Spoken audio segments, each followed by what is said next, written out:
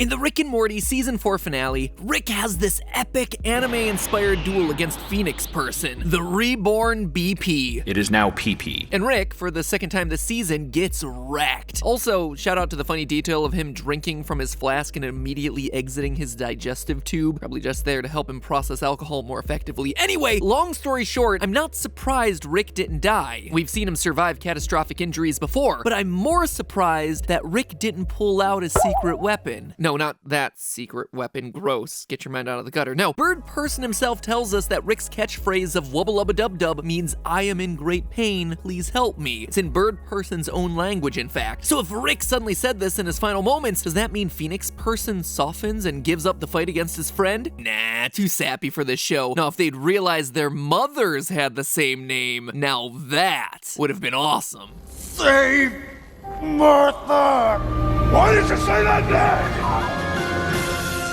Hello, Internet! Welcome to Film Theory, the show that'll go on forever. 100 seasons, films and theories 100 episodes, theorizing about films and theories, and also TV and YouTube theory, and sometimes even book theory, comic theories, comic theories, that's the thing. Films and theory, 100 years. That's the one certain part about all of this is 100 years. 100 years until the heat death of the universe, Rick and Morty. 100 years, films and theories, heat death of the universe. Maybe you have to be drinking whatever's inside Rick's flask to be able to pull off a rant like that. Anyway, it was worth a shot. Citadel of Theorists, it's no secret that I have long been a huge fan of Rick and Morty and all things Swifty. But season 4, well, I gotta say it really salvaged itself in the end for me. I gotta admit, I didn't love the first half of the season. Sure, I appreciated the mystery of the cat, the references to the Animes, and getting introduced to the world of Snake Jazz, but overall it was missing a lot of the character relationships that made this show so special to me. But now that the season's over, I can honestly say that this was probably at least the most meaningful season yet to happen. And not because of clones or the return of Tammy or face-hugging aliens, but because this season was all about the characters' search for identity. It was very much like the second act of a 3-act play. We've established who our main characters are and the world that they live in Act 1, and now we see the problems introduced into these people's lives. We see the toxicity that exists inside these relationships. We learn that those who were once the butt end of our jokes might just be the best off. This was a season where characters evolved and changed and found new identities for themselves, and those who were unable to grow ultimately got left behind.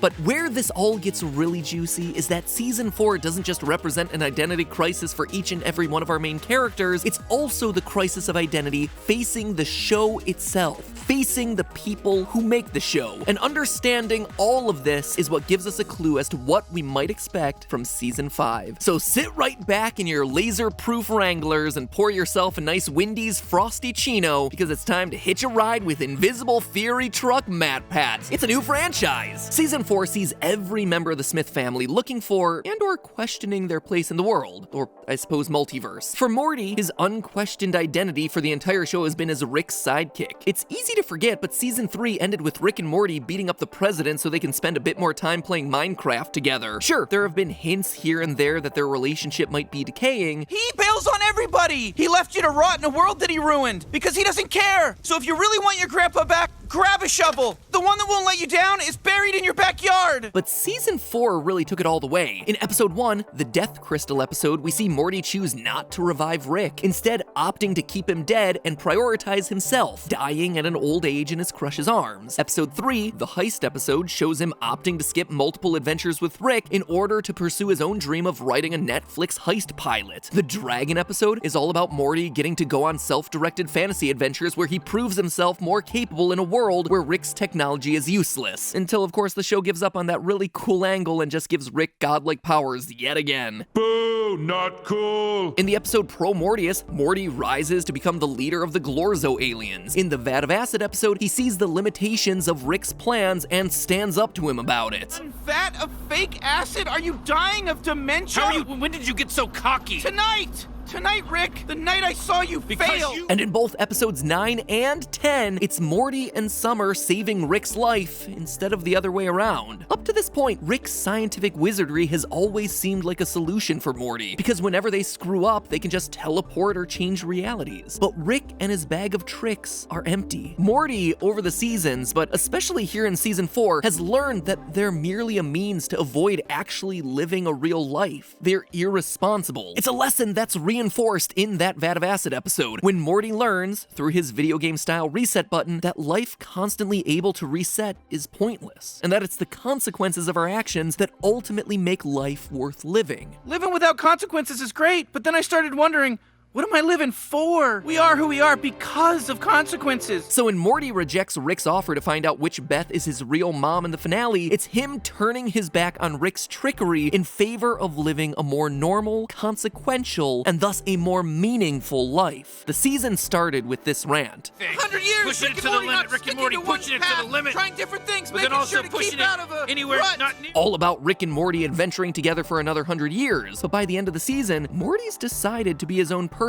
outside of Rick's influence. Now that is a character arc. Morty! And Summer, we work together. That's our art. Summer is coming at her identity from the opposite direction. She's usually on the outside of Rick and Morty's adventures looking in, but just like Morty, she too is looking to establish a new and independent identity. Like any normal teenager, throughout season 4, we see her trying new things to help define who she is. She's inexplicably carrying a toothpick in her mouth. It's a toothpick. I'm a toothpicker now. Get used to it. Are you that desperate for a thing? Trying out podcasts, running from match to match on the Love Finders app. What a stupid name for that thing. Or just getting into snake jazz. It's my jam. Seriously, my new thing now is snake jazz. It's also clear from episode 1 that she still feels left out, and she wants to be a part of the Rick and Morty duo. I was just joking around. You just seeing if you guys pay any attention to me. But over the course of the season, we see Summer develop into her own woman. She rules over the Glorzo civilization. She becomes an all-powerful archer. She saves Rick's life multiple times. By the end of the season, she's found herself as strong and independent. She's happy to be Morty's sister, and she no longer needs Grandpa's approval. She recognizes that her family was living a fairly normal life before Rick came in and disrupted it, and she's over him driving them apart. As she puts it in her last line of the season, Yeah, Grandpa Rick, don't drag us into your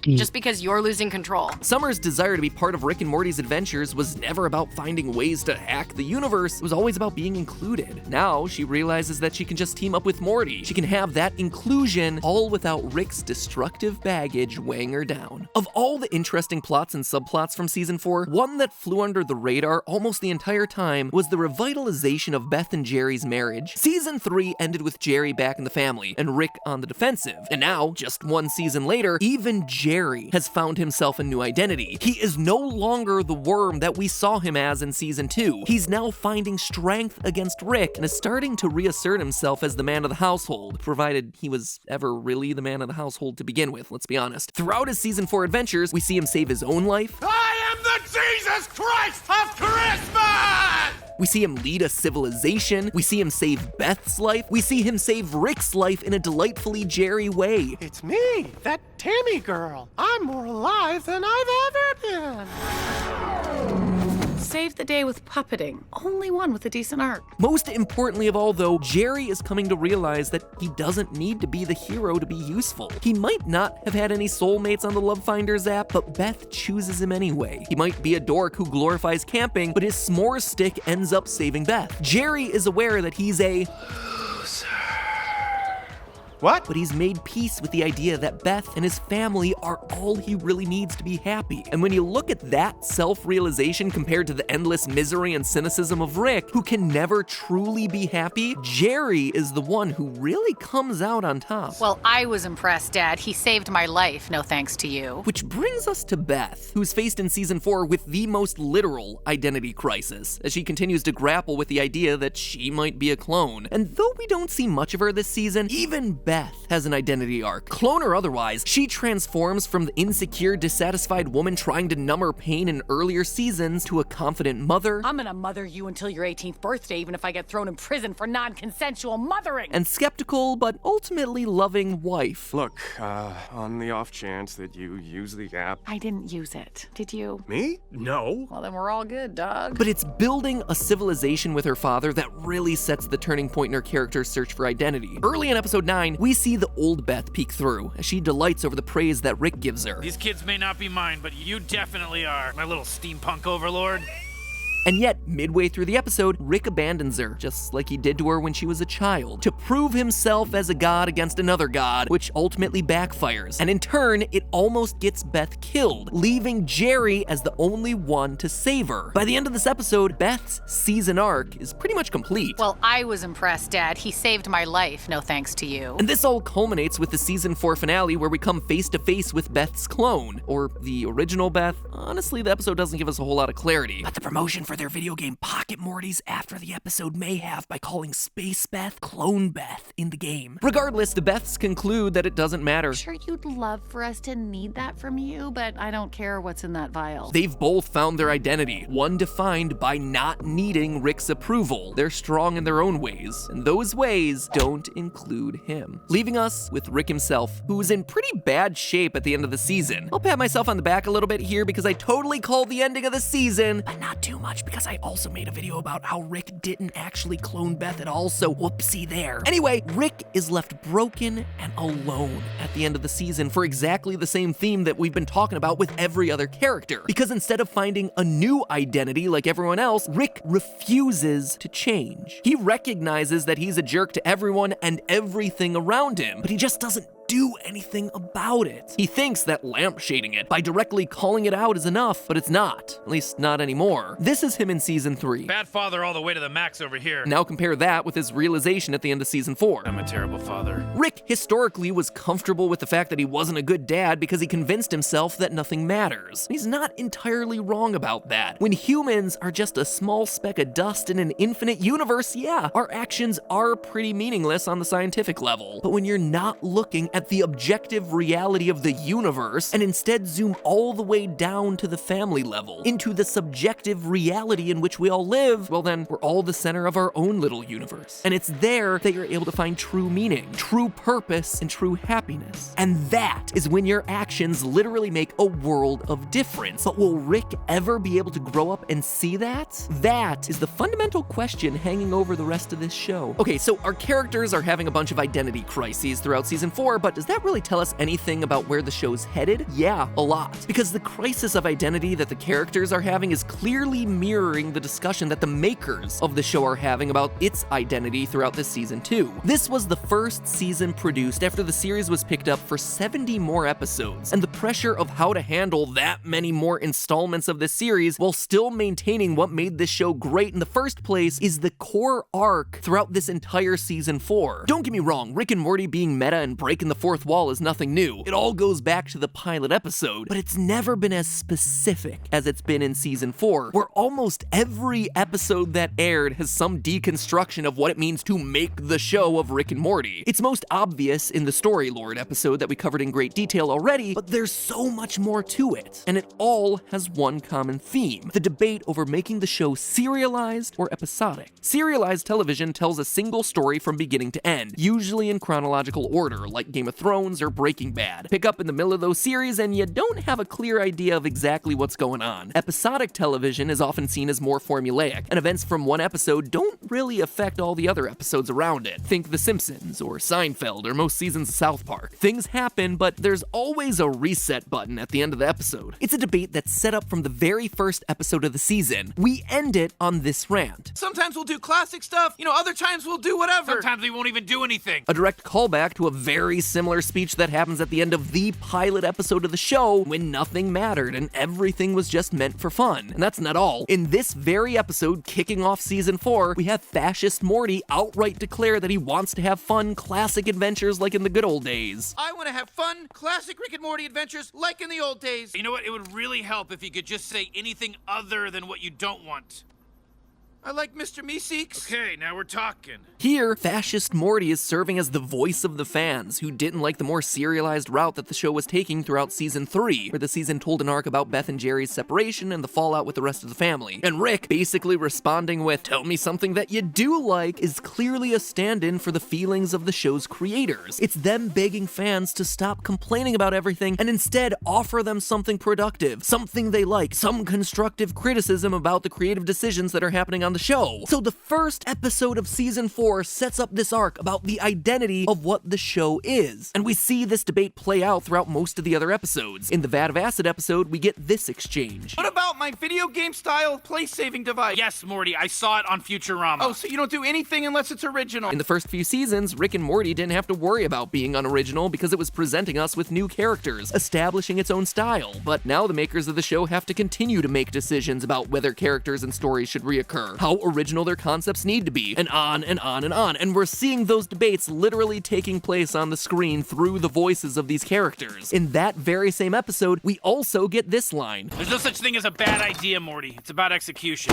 This discussion of there being no bad ideas is a frequent topic in groups of creative individuals. They even poke fun of what many consider to be the weakest episode of the series. Morty, wanting a dragon isn't an idea. I'm not talking about that. I'm constantly pitching you ideas, Rick, and you act like they're not even worth thinking about. This whole sequence isn't just two characters arguing. It's a writer's room debating what can and can't be an episode of this show. It's a debate that we see embodied in other episodes too, by Jerry's mysterious cat in the middle of the season. A cat that literally stands for everything not needing an answer and just having fun. When Jerry asks why the cat can talk, we get yet another writer's room-esque quip. Why are you talking? Why should that matter? Why should it not matter? Of course, there's the Story Lord episode, which literalizes the fear that the writers team has of draining Rick and Morty of all their story potential. Even the final episode of the season has a reference to this ongoing tension. She died the way she lived, over-serialized. Tammy, like evil Morty and Bird Person, are too important to the quote-unquote plot of this show, and are thus, in Rick's terms, over-serialized. They can't be episodic characters, they have to only take part in episodes that are part of the serial narrative. Heck, every character in that last episode talks at some point about their arc, and how important their arc for the season was. So how does it all shake out? What conclusion does the show reach? What is the show's meta